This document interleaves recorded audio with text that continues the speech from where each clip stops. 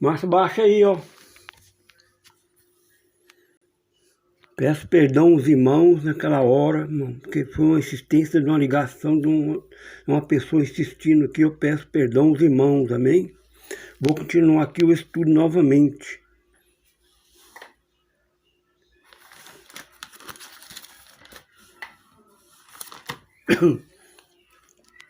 Aqui em Marcos 12, 13 e 22. Porque se levantarão falsos cristãos e falsos profetas e farão sinais e prodígios para enganarem, se possível, até os escolhidos.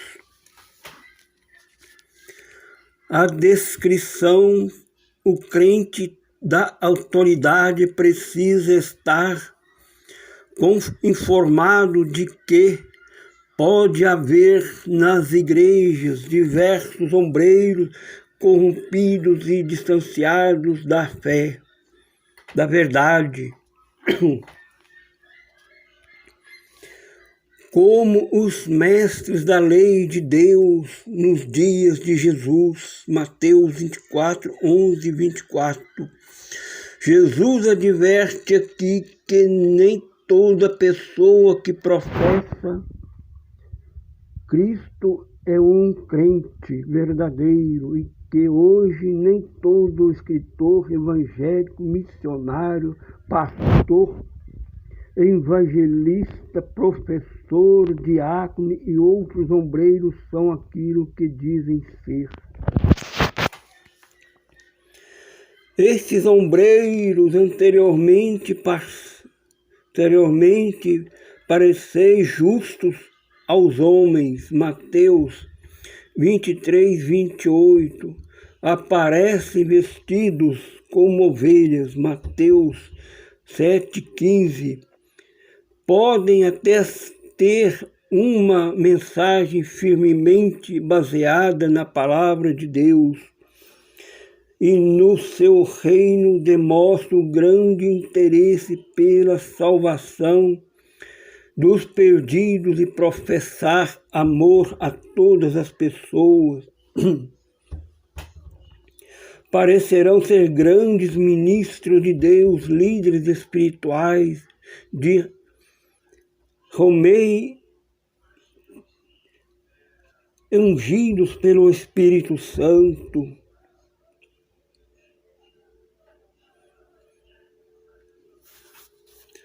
Poderão realizar milagres, ter grande sucesso e multidões de seguidores. Ver Mateus 7, 21, 23, nota 2, 11, 24, 2 Coríntios 11, 13, 15. 2. Todavia, esses homens são semelhantes aos falsos profetas dos tempos antigos, ver Deuteronômio 13, 3, nota 1 Reis 18, 40, Neemias 6, 12, Jeremias 14, 4, nota Oseias 4, 15, nota ver o estudo, o profeta do Antigo Testamento. Os fariseus do Novo Testamento, longe das multidões na sua vida em particular, os fariseus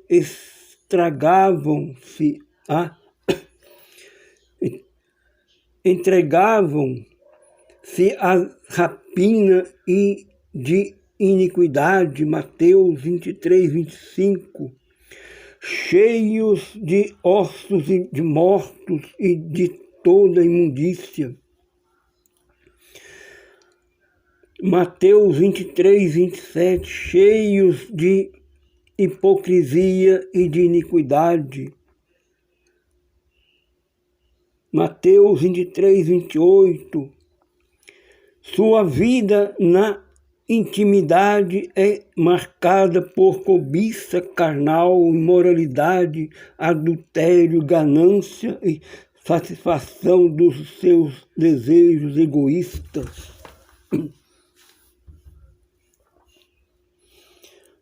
3. De duas maneiras, esses impostores conseguem uma posição de influência na igreja. Há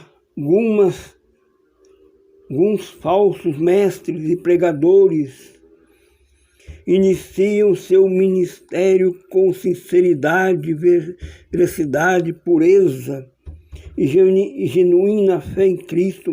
Mais tarde, por causa do seu engano e desejos imorais, sua dedicação pessoal e amor a Cristo desaparecem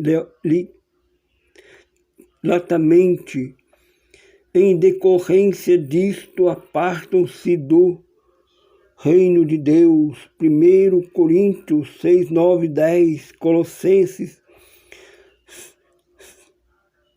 Gálatas 5, 19, 21, Efésios 5, 5, 6, e se tornam instrumentos de Satanás, disfarçado em ministro da justiça. Vê 2 Coríntios 11, 15. B.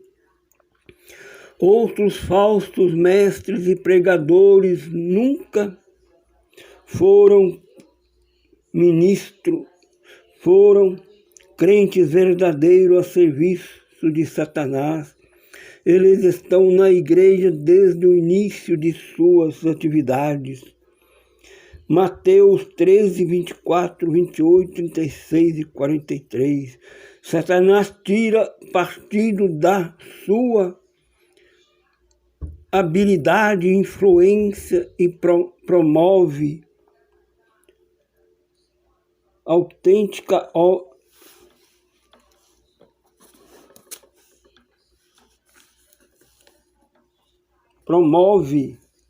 o seu sucesso, a estratégia do inimigo, e coloca-los em posições de influência para maniarem a autêntica obra de Cristo. Se forem descobertos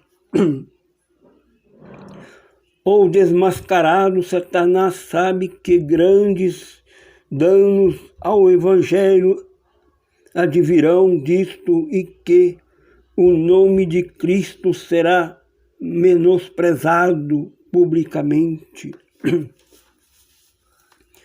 A prova: 14 vezes no Evangelho, Jesus advertiu os discípulos a se precaverem dos líderes enganadores.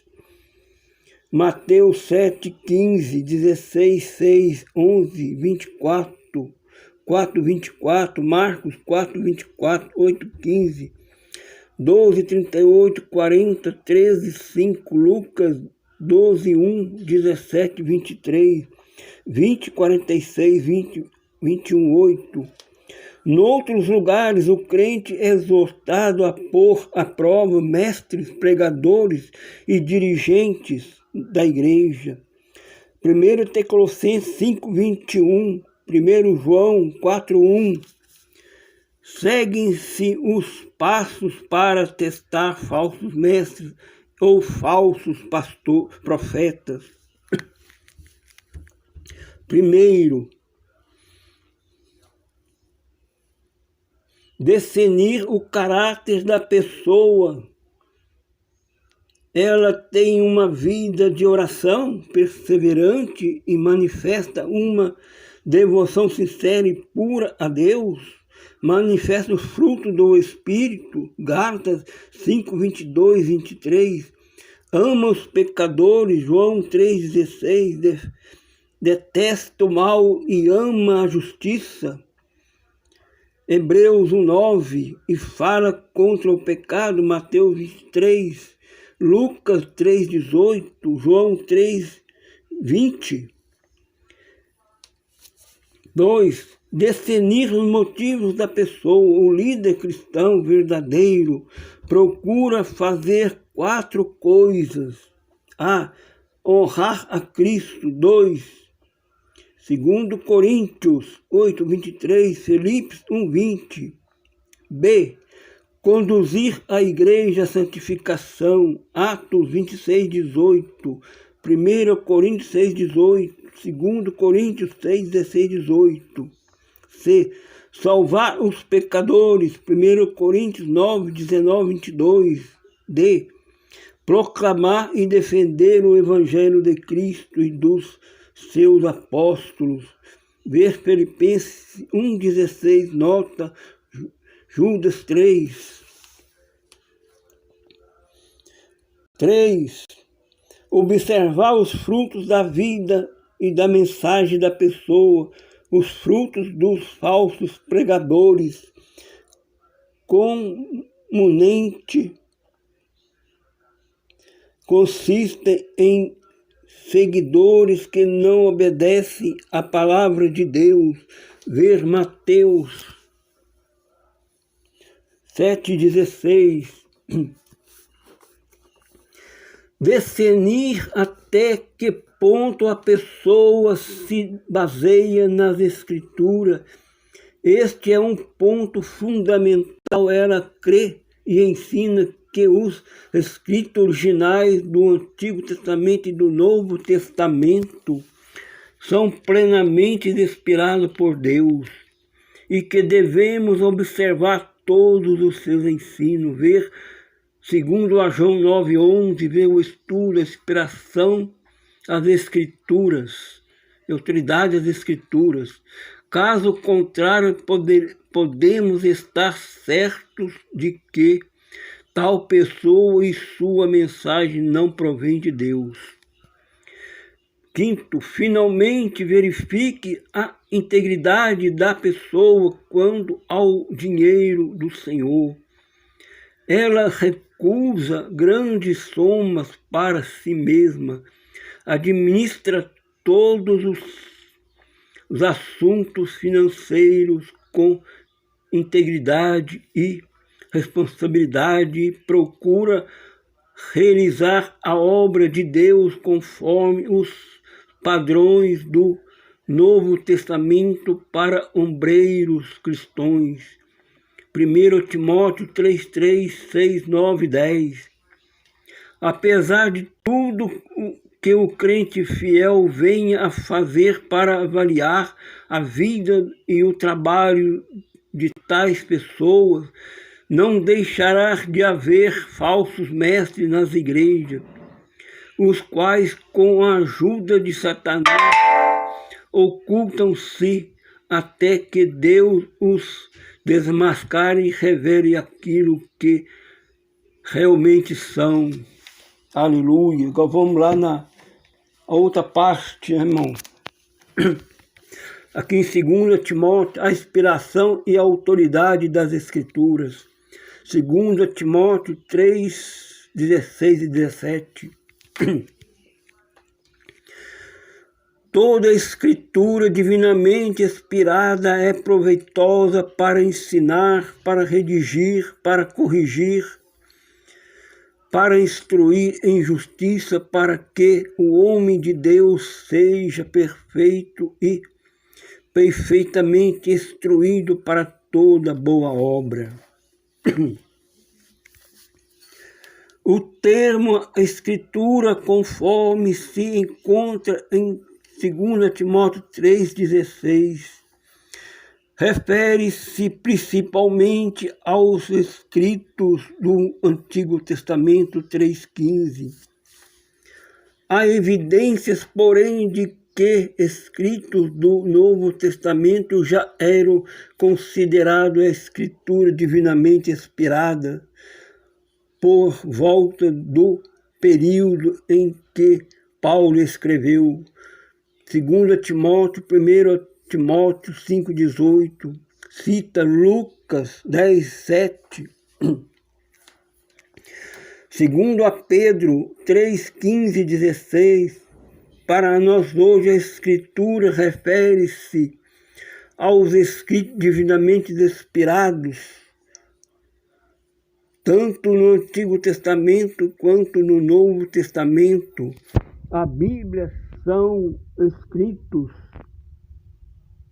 escritos e mensagens originais de Deus para a humanidade e o único testemunho infalível da graça sálvica de Deus para todas as pessoas. Paulo afirma que toda a Escritura é inspirada por Deus. A palavra inspirada provém de duas palavras gregas que significa Deus, que significa respirar. Sendo assim, inspirado significa respirado por Deus. Toda a Escritura dos seus manuscritos originais não contém erro, sendo absolutamente verdadeira, fidedigna e infalível. Esta verdade permanece inabalável não somente quando a Bíblia trata da salvação, dos valores éticos e da moral, como também está isenta de erro em tudo aquilo que ela trata, inclusive a história e os cosmos. 1 Pedro 1, 20 e 21. 2 Pedro, irmão. 1, 20 e 21, perdão. Note também a altitude do salmista para com as Escrituras. Salmo 119. Os escritores do Antigo Testamento estavam conscientes de que disseram ao povo o que escreveram a palavra de Deus. Ver Deuteronômio 18:8. Salomão 23:2. Eu estudo o profeta do Antigo Testamento. A palavra de Deus, respectivamente, os profetas iniciavam suas mensagens com a expressão: assim diz o Senhor. 3.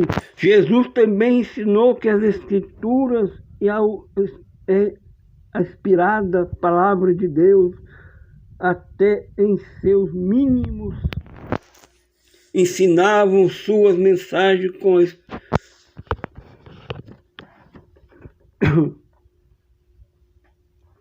mínimos detalhes. Mateus 5:18 afirmou também que tudo quanto ele disse foi recebido da parte do Pai.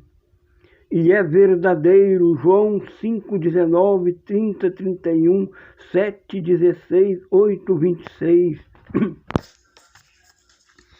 Ele falou da revelação divina ainda futura, a verdade revelada dos restantes do Novo Testamento, da parte do Espírito Santo através dos apóstolos.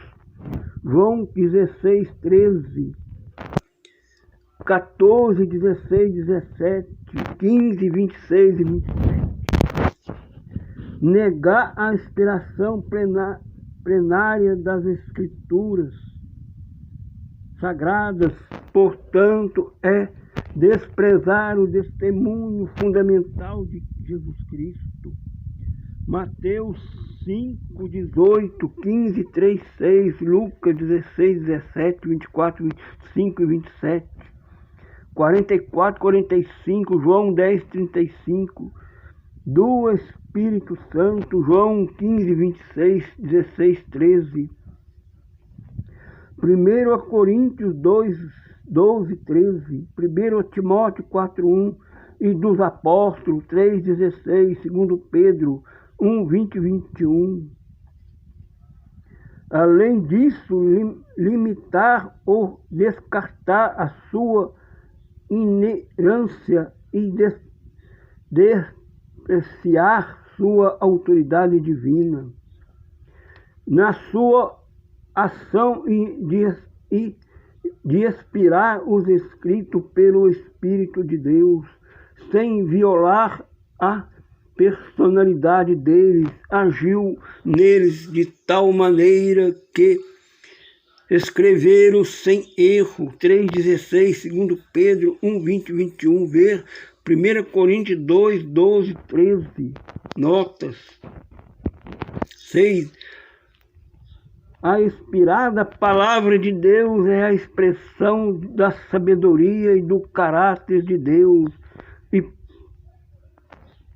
pode, portanto, transferir sabedoria e vida espiritual através da fé em Cristo. Mateus 4:4, João 6:63, 2 Timóteo 3:15, 1 Pedro 2:2.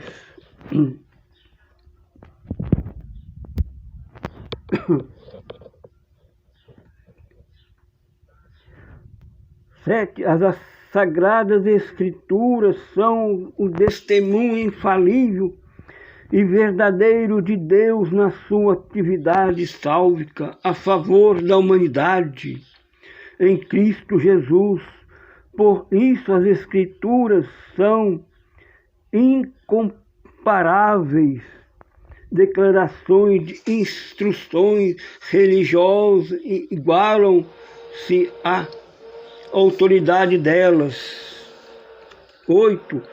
Qualquer doutrina, comentário, interpretação, explicação e tradição deve ser julgado e validado pelas palavras e mensagens das Escrituras, Sagradas Escrituras.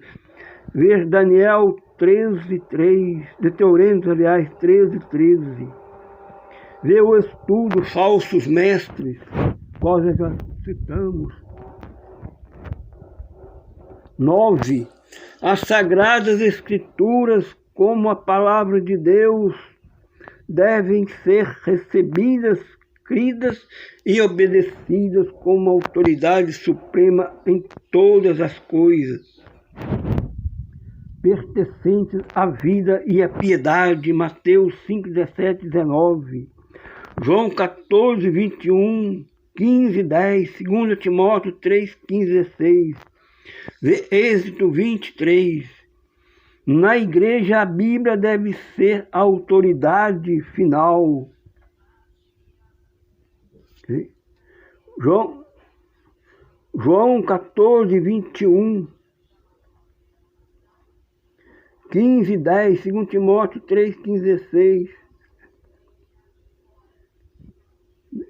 Na igreja a Bíblia, estou repetindo, irmão.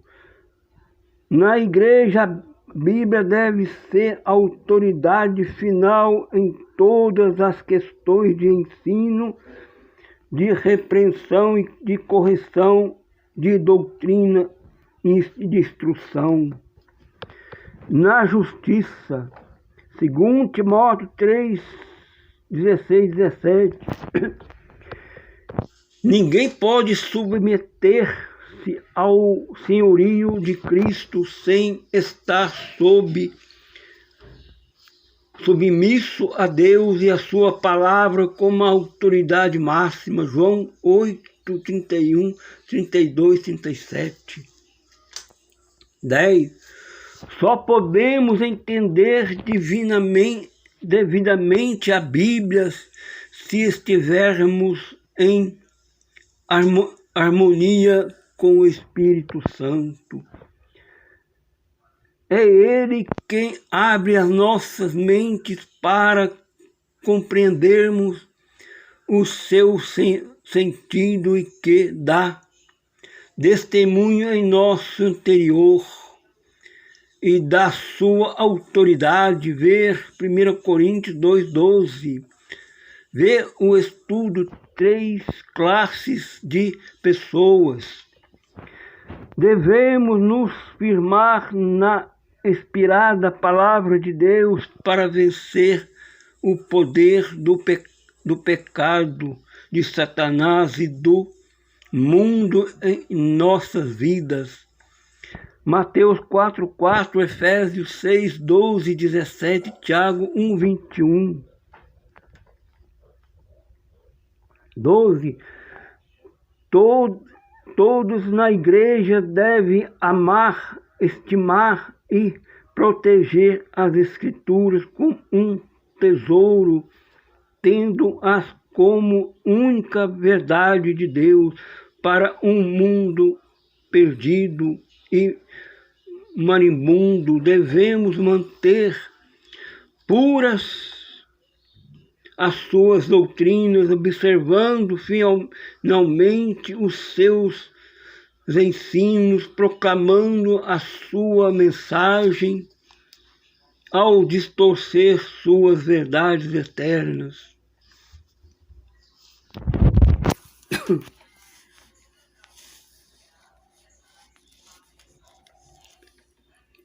Puras e as suas doutrinas, observar finalmente os seus ensinos, proclamando a sua mensagem sálvica, confiando a homens fiéis e defendendo-as contra todos os que procuram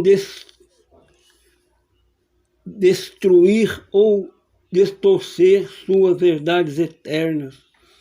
Ver Filipenses 1,16, 2 Timóteo 1, 13 e 14, nota 2,2, Judas 3. Ninguém tem autoridade de acrescentar ou subtrair qualquer coisa da Escritura. Ver Deuteronômio 4,2, nota Apocalipse 2, 22, 19. 13. Um fato final a ser observado aqui. A Bíblia é infalível na sua inspiração. Somente no texto original dos livros que lhe são inerentes, logo somente que achamos nas Escrituras alguma coisa parece errada, ao invés de pressupor que o escritor daquele texto bíblico cometeu um engano. Devemos ter em mente três possibilidades no tocante a um tal suposto problema. As cópias existentes do manuscrito bíblico original podem conter inaptidão. B. As traduções atualmente existentes do texto bíblico grego ou hebraico podem conter falhas. C. A nossa própria compreensão do texto bíblico pode ser incompleta ou incorreta. Aleluias!